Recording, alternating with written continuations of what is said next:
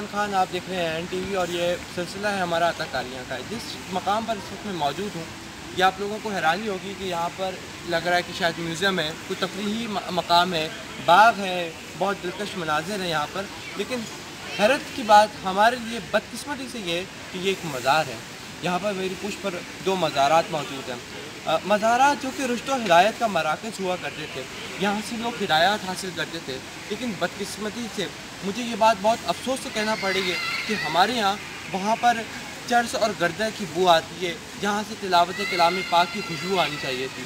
वहाँ से लोगों के जहाँ पे नफूस संवरने चाहिए थे, वहाँ नफ्स बिगड़ रहे हैं। यहाँ के अगर आप कुछ मनाज़िर देखें, यहाँ पर लोग कॉफ़ीज़ भी पी रहे हैं, यहाँ पर फव्वारा भी है, यहाँ पर मनाज़िर भी हैं, यहाँ पर मुजस्मे भी रखे गए हैं। यहाँ पर लोगों से यानी कि मुकम्मल तौर पे जो तफरीही मकाम होने चाहिए वो मौजूद है, ताकि लोग यहाँ पर आएँ और लोग यहाँ से इस्तिफ़ादा हासिल करें।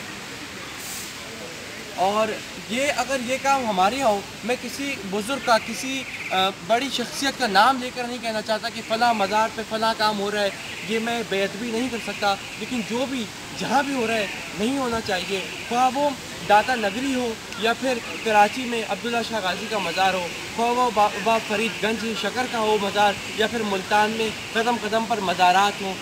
ये चीज़ें हुकूमत की सतह पर अपने हाथ में लेनी चाहिए, क्योंकि इसकी बाकायदा वजारत होती थी। अब तो खैर वजारतें नहीं होती हैं, काबीना बहुत मुख्तसर है, लेकिन फिर भी वज़ीर आज़म साहब को चाहिए कि ये हमारा असासा है। अगर ये के साथ इख्तिताम और खुदा निगरान।